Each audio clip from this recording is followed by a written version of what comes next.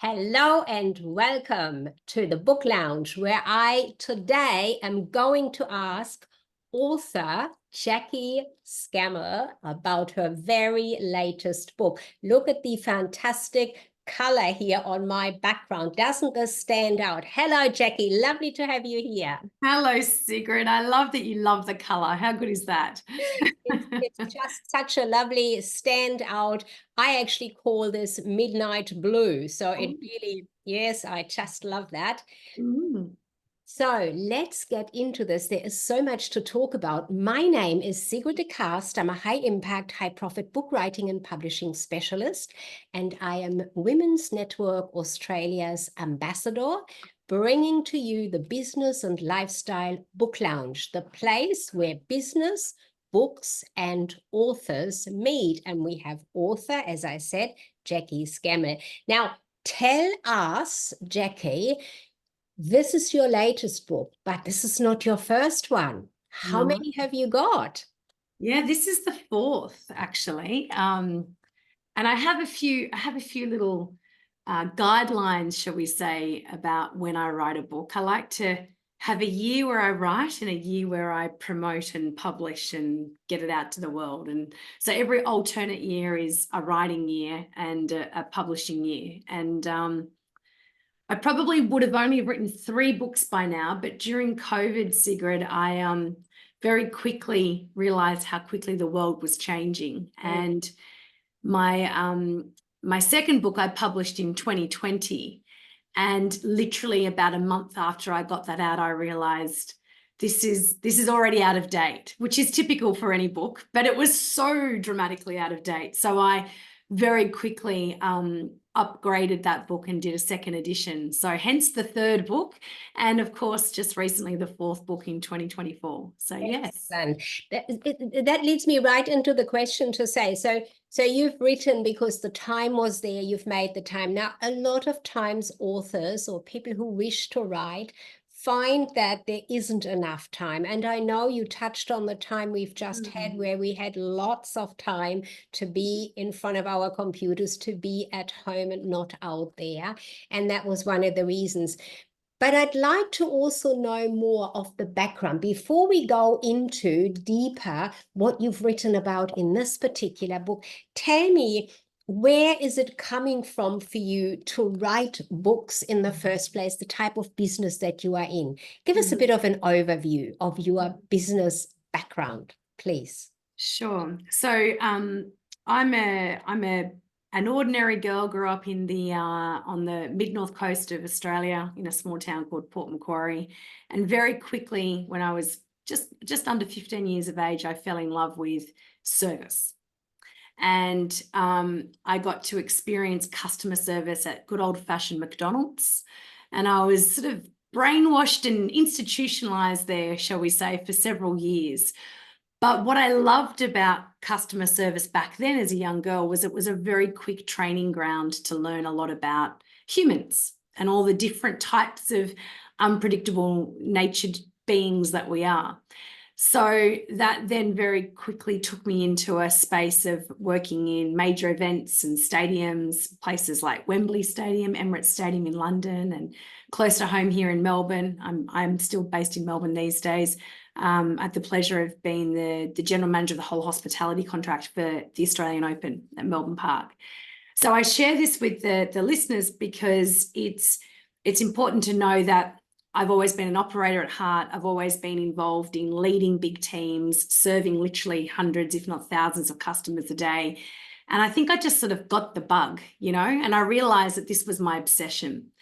And so having a wonderful corporate career as a young woman, sort of in a man's world, very much in the 80s and the 90s when, things were, there weren't very many female GMs and executives around sort of the industries and sectors that I were hanging out in, I realized that there was something inside of me that was calling, that was far greater than working a job. And what that was to go out on my own and really try and work on this service mindset, service habits, service behaviors, service culture stuff that so many companies and businesses sort of need and try and grapple with, and try and do that on my own. So fast forward 11 years later, I've been running an organization called Service Q, and we effectively, Sigrid, we help organizations take that leap from delivering the ordinary service to the more extraordinary. And what we focus on specifically is mindset and habits. Mm-hmm. And so that, you know, why writing a book is important for me is because if you're going to offer a service or a product to organizations, if you're trying to be useful and helpful, then you need to be relevant. And if you are an expert in a particular topic or message, then I find that writing is one of the easiest ways to get your message out there, but it's also one of the most important ways of clarifying what is your message. You know, how is it that you help people? How do you stand out from the crowd? What is your unique proposition or your special sauce that you can offer to help people? So it's a very strategic reason in terms of writing a book for the business, but I'd love to share a bit more with you about what I'm gaining and learning personally. Yeah. You know, from writing, because I think that's a different type of conversation. Look, that's so true. It's true. It's kind of sort of, it's intertwined, isn't it? It's interconnected, how the gain for the author, for you yourself as part of the writing process, but also of sharing that big vision and that message that you have. Now, yours is around service. So let's dig a little bit into this particular book. You've got here, the future of service is 5D. Now, that in itself is something like, I'm thinking, what does 5D? What is she meaning? What is Jackie saying here? 5D, I know 3D or 2D. What is 5D, Jackie? Tell us. Well, it's I'm trying to create a bit of mystery, shall we say. The feedback I've received is the title is memorable and catchy, and that's wonderful. So 5D stands for 5 dimensions for those that are interested, and I'm happy to unpack that in a moment.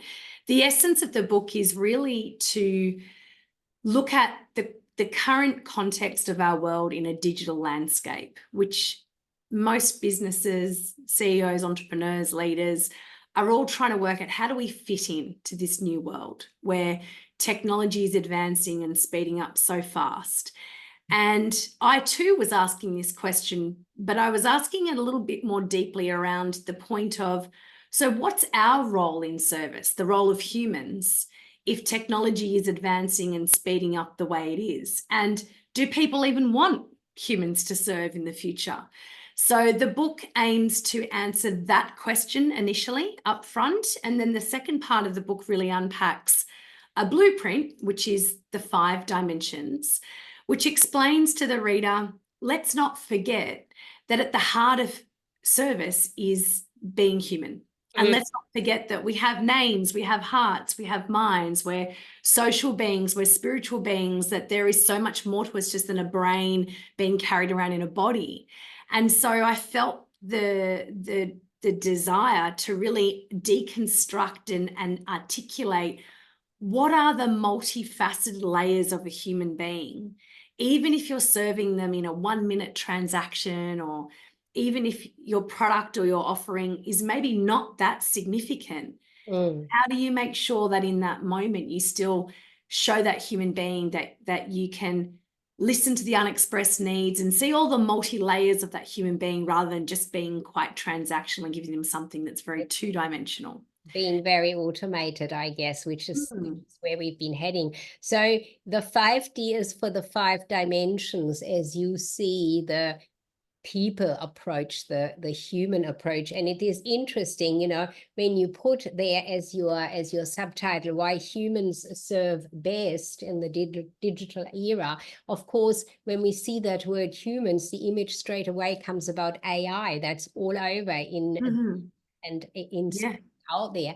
So as I understand it, you are directing specifically in the service area to have that dimensional approach that only humans, you and I, people can give to people, not the automated message that keeps popping up. You have got the details around what it means Yeah. to be a person, to Right. relate to another person. Yeah. Yeah. I mean, And would it be helpful if I just explained what those 5 dimensions were so people can understand that a bit more? yes, yes. Oh, yeah. So you articulated it beautifully, Sigrid, is what does it mean to be human and what are we made up of? So the first, and if you picture sort of like a hierarchy, at the bottom of our needs is the physical need, right? So what we have as humans, the first dimension, the physical dimension, is we have a body. We can communicate with our body. We can communicate with our eyes, with our face, with nonverbal cues, which, I'm sure machines eventually will try and catch up and mimic us. But we have an incredible sense-making, communicating operating system, which is our body. So that's one of our advantages, which we mustn't lose sight of. The second dimension is the cognitive dimension. So we have this incredible mind.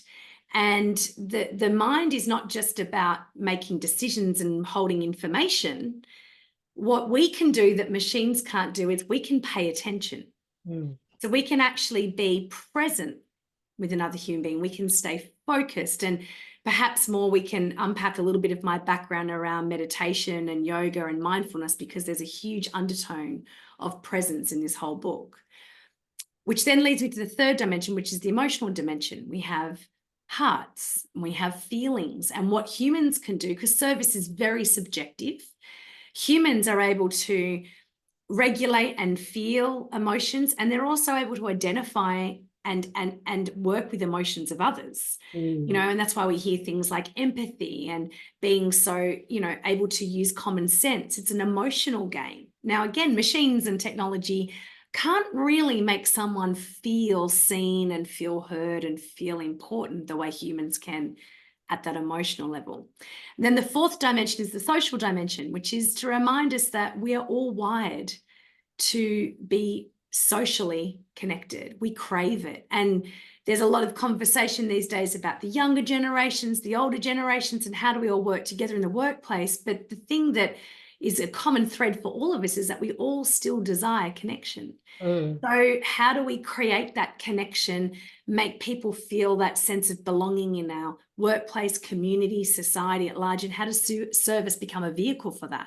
It can be a fascinating vehicle for that. And then the fifth dimension is the spiritual dimension, which, for me to define is when we serve people, it's about giving them the unexpected meaning of that interaction. So we are meaning makers. We are constantly looking for significance and looking for our significance in the world. And service, again, even if it's the guy serving you your barista coffee on a Monday morning, or someone on the phone in a call center, or a leader in a meeting, we all have ways of showing people how they add value and how they contribute to something bigger. And we mustn't lose sight of that, because that's what develops motivation and inspiration in people. So they're the 5 dimensions: physical, cognitive, emotional, social, and spiritual. And that is so true. When you think about service in a physical environment, in a shop. Now, I've had shops in my past in businesses. Now, what I'm doing is not shop reliant. I used to have that, so I can relate to the 5 dimensions you've just mentioned. And one really big one can be, in the right moment with the right person, the touch as well, isn't it? To actually tap somebody on the shoulder, or to guide them by touching them into a direction they wish to go to, and so on, which is AI cannot do that, not at this point in time anyway. Yeah, we have 5 senses, like you say. Yeah, that's right. Yeah. which is something else. But I guess with the efficiency of AI as a service provider, or as that person, that piece behind servicing, words that are being used by AI to create these touch points and to create this feeling of touch. Do you think in some ways one could almost say, well, as AI is being taught more and more, it may be somewhat like you are using, as the author of this book, your words to touch the reader? Do you feel your words touch the reader from your book flowing over into the person to take on board what you're sharing? Yeah, I hope that's the case. I mean, that's the ultimate game as an author, is that someone picks it up and reads it and thinks, wow, this person's talking just to me, and this was written just for me, you know. And look, let's be honest, I'm tackling some big concepts here. And I try and, you know, with humility explain up front that I'm doing my best to deconstruct some big ideas into some more bite-sized chunks. And that to me is how I live my life, to be honest. You know, if you want to achieve great things like writing a book, it can be very overwhelming to look at the end game, you know, whether it's 60,000 words and how many words you've got to write to actually get that. And, you know, the process of writing a book, as an example, is incredibly challenging. And so are some of the ideas I'm tackling in the book. You know, the world has changed. We're living in a society that has been subtly influenced in ways that is impacting the way we think, the way we work, and the way we serve each other. And at the moment, my sense, simply put, is that we are over-indexing a lot on some things, such as our need for efficiency, our need for speed, our need for convenience. But too much of anything is not a good thing. And so what I think is really important, and the book, I believe, speaks to people's hearts when it comes to this point, is that we've got to find a way to strike this balance where let's face it, we're always going to want efficiency, and that's what machines can do and technology can do. But humans, what we do best is connection. And so if you're a leader of a company, an entrepreneur, a CEO, and you're thinking about the future of service for your business, my counsel would be, you've got to strike this hybrid solution here where technology and humans coexist together, and hopefully humans are still controlling the technology and not the other way around. But my frank comment there is, if you have humans in your business, they better be good at being human. Because the technology piece is getting smarter and faster and so clever, and it's doing things that knowledge workers potentially once did. And so this book is really it's a love letter to the world. It's a call to action to say, how well are we being human? Because if we choose to keep humans in our business, we need to show all those quintessential human qualities that make us a unique species on this planet.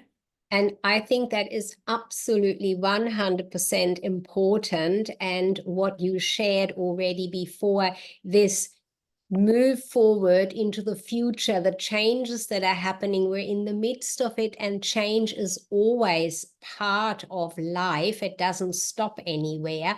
So we need to be aware of that. And I think you have definitely covered in your book areas that are so valuable. Now, you've touched a few times on a directional for people who really want to read this book. Do you look at specifics in that area? Who's a specific reader? Can you maybe name up to 3 if they come to mind, and perhaps give us a little sentence or scenario why that particular person is ideal to pick up your book and read it, and then obviously implement what you're sharing? Well, there's, you know, one bit of advice I was given when I first wrote a book, and I've used this ever since, and Sigrid, I'm sure you can relate to it, was get really clear on who you're writing the book for, so much so that it can feel counterintuitive because you want this book to be for everyone, but actually the best books are written for one person. And I used to have, each book I've written, I have an avatar, I have a face of someone, they've got a name, like I do a full bio on who they are, and I have them in front of me the whole time I write, because I want this book to speak to their hearts, and trust that if I can speak to that one person's heart, then the message will be clear for many.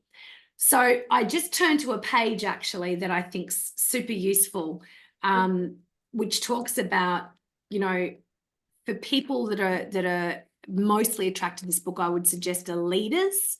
I've written this book for CEOs, for GMs or leads of departments, and really any frontline leader who is responsible for creating the conditions of their workplace and their service culture. And that's really the blueprint that I offer up for leaders. There's even a self-diagnostic at the end of the book for leaders to dive a bit deeper and have a look at how well am I leading these 5 dimensions. Really, the call to action here is if you're leading teams who are serving a product or a service, then how well are you creating the conditions for those 5 dimensions to really thrive? And there's a page on page 126 of the book, which is useful because it actually says, you know, perhaps you're feeling a bit of a tipping point in your business. And so it lists a few things or a few reasons why this book might be useful for you. So for example, maybe you're not reaching your profit results or revenue results that you had planned for, and you've got to find a different way of driving revenue. Or maybe the talent in your business is leaving and you're not quite, it's costing you a lot of money to attract new talent, and you're not getting, you know, the cut through of efficiencies and knowledge that you once did. Or maybe the market's changing and you're looking for new ways to connect to customers to build greater loyalty. So there's a few points, there's a few more there on that page, which really helps leaders determine if these tipping points are present in my workplace, then there'll be some gold in here for you. And it is really for those leaders to take on board the 5 dimensions themselves, how they are integrated them into their own life and into their own way of working with people. I imagine from what I have read in your book there. So it is the self-awareness of having those and using those dimensions oneself before you can actually, you know, get your team on board and lead your team in that way successfully, I would imagine. You've said about the moving forward for those leaders. Do you see the book in some way as being not just inspirational, but an actual practical guide for those types of leaders you've just mentioned to us? Yes, I do. And my typical default when I write is often a how. I often like to write more here's what and how. So this book, you know, challenged me because I really wanted to put a why book together.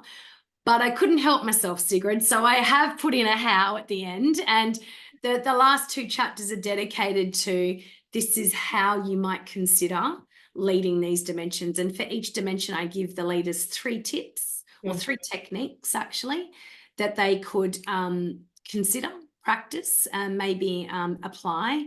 And I've purposefully chosen different techniques to give the reader a real sort of variety of things that might resonate for them. And like I said, the diagnostic at the back of the book is presented to help leaders just do a bit more of a deep dive, like you suggested, self-awareness, and have a look at, well, where am I falling maybe a little bit short, or where am I doing really well? And maybe choosing to focus on that part first if there's an area that, you know, is not as strong as others. So yes, there is definitely techniques. There's 15 techniques, 3 techniques per dimension, and we could go as broad and as deep on those techniques as anyone would want, but for the sake of the book, it's a little bit of a sneak peek insight to what might be possible. Excellent.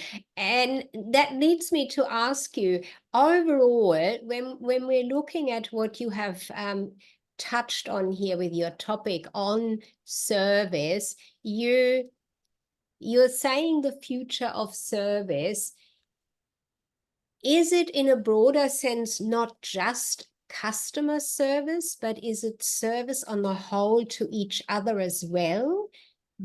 That's come to me as you were speaking. Yeah, you're absolutely right. It's written for business leaders, community leaders, leaders of, you know, any type of sector, not-for-profit, profit.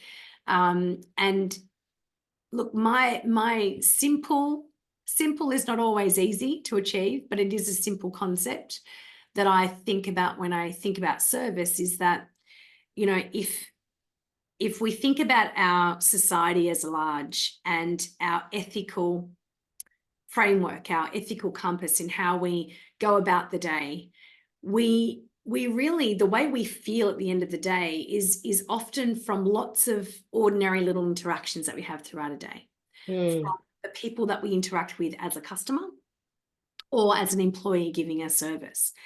And when you add that up over days, weeks, months, years, decades, that defines who you are as a community, as a nation. And I think we've got some challenges in Australia right now. In fact, I know we do. I work day and night with many companies and business leaders dedicated to this cause, and mediocre service in this country right now is rampant. And we as customers, doesn't matter what we're buying, we've all become a little bit accustomed to poor service. So if you take a step back and think about how does that impact us as a society at large, I think it's significant. There was a wonderful woman by the name of Wendy Suzuki, who she's a award-winning neuroscience psychologist who studied longevity. And she looked at all the enablers that lead to a long, happy, healthy life. And she expected, you know, the old faves, you know, healthy diet, fitness, great sleep. But actually the thing that trumped all of that was positive social interactions. And she said that we're not talking about the positive social interactions you have with your best friend. We're talking about the positive social interactions you have in a day when you just move around your day interacting with ordinary members of society. So if we think about our well-being, if we think about our positive social interactions as a key part to a long, happy life, then I think service is an incredibly important vehicle for us to serve one another more broadly, not just in a work setting. I think you've just really nailed that, because it's customer service, very important in business, especially in the times where change constantly happens, and we have this idea that perhaps AI can totally take over and make it, you know, efficient for the business to not have to employ people. But ultimately, we're missing out on that human connection, as you just shared. How do you see, or does it go for you into detail of also describing in your book the part of online service, so where we are not physically in the same room to create perhaps even the touch and especially the look too? Yes, you can see it on video, but what is that online area of service like in your vision and prediction for the future? Do you know what? I've been asked this question a few times of late, but I'll answer it in two parts. Firstly, the book does touch on some specific parts where I say, you know, if you are serving people predominantly on a phone or on the other end of a screen, then I give some specific reference points. And there's some brilliant books out there that actually talk about how to create intimacy and connection online, both on the phone and on a screen, that I actually call out and reference, and they've done a beautiful job of it. So I certainly haven't dedicated a whole book to that, but I have referenced some key authors that have written great books. One of them is called, I think I've got it here on my bookshelf, Digital Language. I'll get that exact title for our viewers, but there is a very key book that talks about how to create, you know, online deep relationships, which I think is really important. But the second part to your question about the vision for you know, I guess technology and where we're heading in the future. Sigrid, I believe in cycles. I believe in history repeats itself. And I think that I feel like we're on this, we're hitting this sort of saturation point, shall we say, where it's all about tech and AI and speed and efficiencies. And I almost sense this quiet, urgent need for people wanting more connection. And when they get that human connection in a business, it's feeling more and more special, especially if that human being does a great job of connecting. And I wonder if the human service aspects will end up being so rare that it's such a beautiful, unique selling point for us to bring into, you know, any touch point. And my sense is that there's going to be more demand for human service touch points on a journey, whatever that journey is, if you're a customer or, you know, as you're moving throughout the day, because I feel that humans are wanting it more and more. But I do think that I go back to my original point that you've got to be good at it. You've got to be good at the human stuff. And I say that with my tongue in cheek, because this is where I think we've lost our way a little bit. And this is what the book's trying to help, is accelerate some stuff that we know, like we're so wise. We are the greatest technology. We are the greatest quantum computer that ever existed. You know, just look outside at Mother Nature, you know, the stuff that technology can never explain.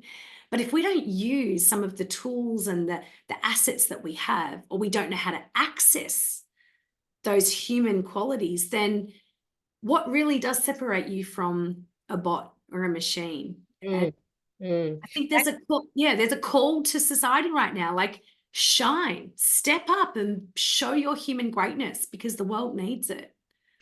It's raised two questions for me, without getting too confusing about it. You said to be good at it. So there's been, in my experience and in my past in business, often that business owners, and possibly more small business owners with just a small scale of staff, of team members, perhaps only sort of up to about 8 people in their business. After that, you have team leaders and you have a lot more to deal with and a lot more personalities coming together. But in that smaller scale, often business owners are looking for the perfect employee to do the best customer service. In my experience, they have been missing actually the element that almost everybody can be good at something when they are taught. What is your idea on that area in relation to customer service in a business? Can you teach the staff member? Yes, you can. I have had many CEOs say to me, Jackie, you can't teach people to care. You can't, you know, people have either got it or they don't.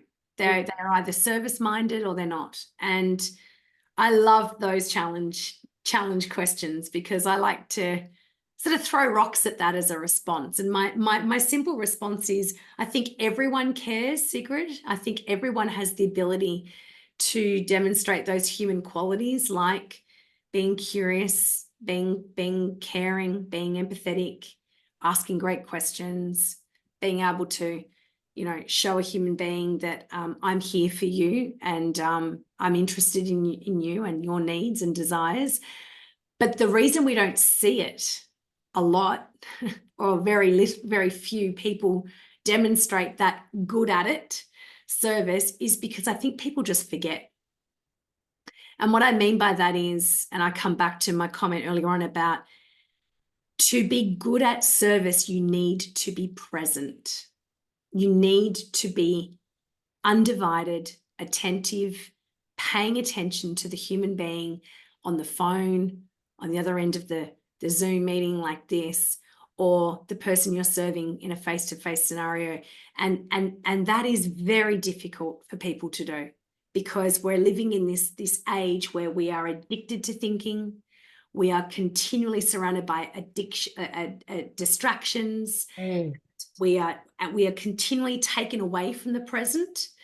And so we've lost muscle and grit in knowing how to stay here with this human and show them that I'm with you. Yeah. And respond to them. Yeah, that's it. And if we can teach that, if people can learn that skill, which is why so much of my previous books is about resetting and paying attention and, you know, doing things like mindfulness techniques and meditation, things to build mental resilience. If we can be present, then we can then give ourselves half a chance to access those other skills that we're talking about in service. But if we're not present, it's really hard to access. And I think the other challenge we have right now, and I talk about this a lot in the book, is we've never seen more stressed out, burnt out, anxious people in the world. And that overlaid with people who are not present, it's no wonder we don't see great service anymore, because part of being in service is being able to manage your own emotions, being able to self-regulate so that you can bring the right emotions for this moment, the moment that's needed now for the customer. But if we're unable to self-regulate, or if we're not coping within ourselves, then how are we going to deliver outstanding, extraordinary service to somebody else? Yeah, absolutely. And what you've shared just now on those parts, and especially too with everything being played out so much in social media, where we are showing ourselves often in very different ways to probably who we are and how we do things. One emotion I feel that is being covered up very often, because it is not an emotion we want to feel, is that pain, the interaction with someone else and feeling pain. Now, it's not always that it is intended, of course. A lot of times, and you talked about mindset, a lot of times it is in our own mind, how we receive it. So I really love, if you'd like, if you don't mind, Jackie, I'd love to read this one a quote you've got in your book here about pain. I think that's just so relevant. If you overprotect yourself from pain, then every little challenge will feel unbearably difficult. People say they are not doing the work because it's hard, but it's hard because they're not doing the work. I think that's kind of summarizing what you've just spoken about, that, you know, you've got to do it. You can do it. You can learn it. We all can learn it. So coming back to the target reader, using marketing language here, those CEOs, those people who are guiding teams and teaching teams, it's really, really relevant. And they get a lot of detail from your latest book in there. How are you connecting with those leaders to share that this book is out and available? Have you got special strategies around that? Well, I've got a list of my top favorite 150 humans that get a copy of the book signed and put in a beautiful envelope and posted to their front door. So that's one of many strategies that we have. I love bookstores, Sigrid. I could spend hours in bookstores. So wherever I can, I'll go and spend half an hour in a bookstore and do some signing of the books and you know, just create a little bit of conversation with people that are walking past those bookstores. And then all of our database and the people that follow us both on social media and people that are on our direct database, they've probably been saturated now with knowing that the book is coming because it's here. And in fact, the good news is that we've got a bit of a back order with our distribution at the moment. So there's a real demand for the book, and that we're printing furiously to get some more books out. So it's been a really strong 5-6 weeks. We're 6 weeks into campaigning. But I have a belief around writing a book, and I think this has only been most prominent this time. It's been brewing over the last 3 books, but this book, it's become clear for me that writing the book is sort of the easy part. It's the part that takes a bit of uncomfortableness. it takes grit, it takes passion, but uncomfortableness is what I'm born for. You know, that's how you grow, that's how you stretch, that's how you build muscle. But the hard part is the marketing. And so a little game that I've played with myself this time as I've launched this book is the book's now, it's out there in the world. It's going to attract whoever it needs to fall into the hands of. It's gonna have a mind of its own. And I just believe that it's been released with the right energy. It's been written with the right intent. And now there's a game of really letting go for me and making sure that wherever this book lands, it serves, but get focused now on the other stuff that I do in my day job, which is running my business, and not getting too consumed with the marketing of it, I think, Sigrid, because we've done a great job, but I think it's time to let it go and allow this book to take its own little journey. And that is such a valid point, and something that I experience time and time again, that the marketing component is something to really place into your thinking before you're publishing it, long before you're even writing, because the writing is easy. It's all your knowledge, your expertise, your experience that goes into it. That kind of flows usually quite easily. But it is considering to reach that right person that really needs to hear about it. Sure, there is that element of, and that is part of the 5D, the 5 dimensions, of course, that we put that into our mind to let it out there to reach the right people. But of course, there are certain actions that we can and also must take to some extent, which is wonderful. So I think that is really important to let it go, not stress over it. But obviously you have put the strategies in place to get it out there to the right people. If you were to speak to an ideal group of women, seeing we are interviewing you for the Women's Network here in our book corner, would you target, or would you speak to a particular type of woman, or perhaps to several, and have a message for that one or for each one about checking out, reading, acquiring this book for themselves? Yeah, I think for women specifically, I think this book is written for the era we're in right now. And the era we're in right now is you know, the feminine energy on the planet is powerful, and there's just so much there's so much that wisdom and so much that women bring to leadership roles that time and time again I see. We do it intuitively, we do it, it comes from a place deep within us. And I think that sometimes we don't have language for it, and we don't know how to name it.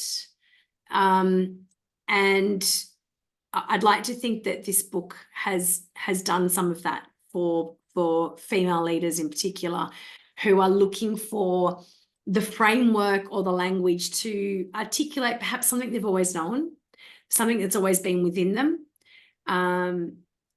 and now to be able to speak about it in a way that they know that it's a thing and it's a thing that's really powerful and can cut through a lot of the noise and actually get some really great results. And like I said in my opening remarks, you know, I was very much the only female that sat around a boardroom of men for a good part of my 50% of my working career. And I had no other reference point. That was what it was, you know. But now we're in a whole different space where that's not the case anymore. We've still got a long way to go, but it's not the case. And when women take a seat at the table, people listen. And the way we can be heard is perhaps to be really confident with our language and confident with our frameworks that sometimes maybe we haven't been able to understand or articulate. And this book does that. So I'd like to think that it balances the masculine and the feminine energy really strongly, and it helps us see that rise in a world that's still very heavily analytical, logical, you know, and sort of that more left brain sort of focus. That sounds absolutely fantastic, Jackie. I think it absolutely resonates with me when you speak about the female intuition, the instinct that we carry. Often without words, we can serve or service customers and clients.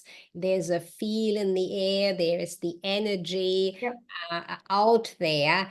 To some extent, men have that too, but in a different way. And often they do need the words a lot more. So from what I have read, you are giving some really great direction for both.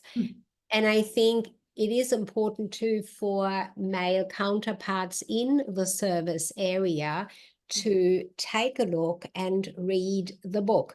Is there a particular way to read through your book that you would suggest for the reader, like from chapter 1 to the last chapter, or any which way they want to, or pick out exactly what stands out to the reader?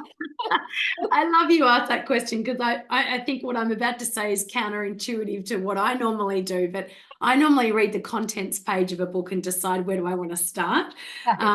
But for this book, I would say start at the beginning because it really does set the scene. And like I said, the first half of the book is all about how have we gotten to where we are? Why are we in this place of, you know, even having this conversation and asking ourselves, where do humans fit? And it might just set the scene a little bit more strongly for what's to follow in the second half of the book.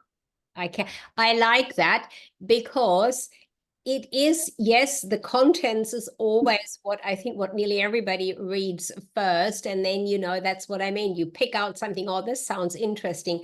But it is valuable to know that you have set the theme, you know, you've set the scene up for what is to come throughout the book. So it really does pay to start at the beginning and go through to the end, whether that is what you normally do or not. Yeah.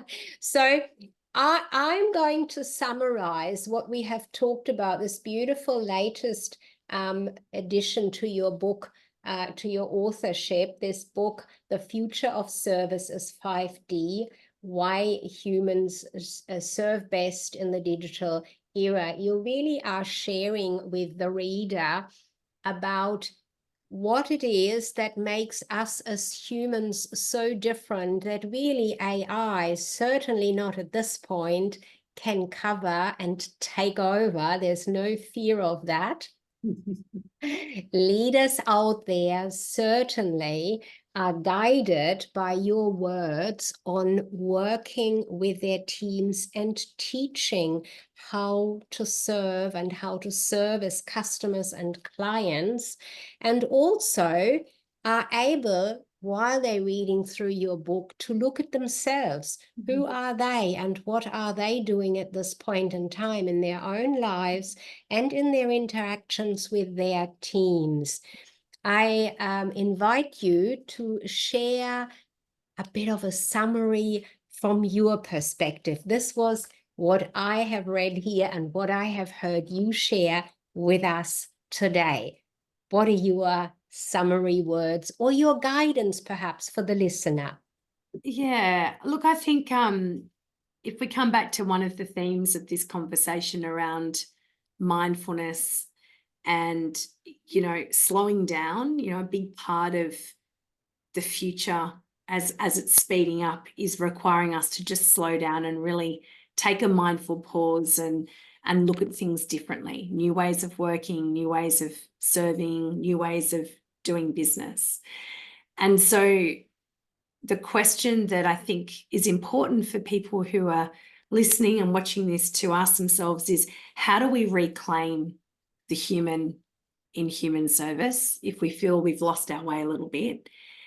And as a leader, do those who I serve in my business, do they grow? And I think that's a wonderful question to leave leaders with, because really that's one of the conditions of being a leader, in my view, is that you serve your people each day to allow them to grow and expand and evolve and find a little bit more out about themselves each day by you leading and creating the conditions. Fantastic. I thank you so much, Jaquie Scammell, for your time, for sharing what is in this latest one of your books, The Future of Service is 5D, details around service by humans rather than by AI at this point in time.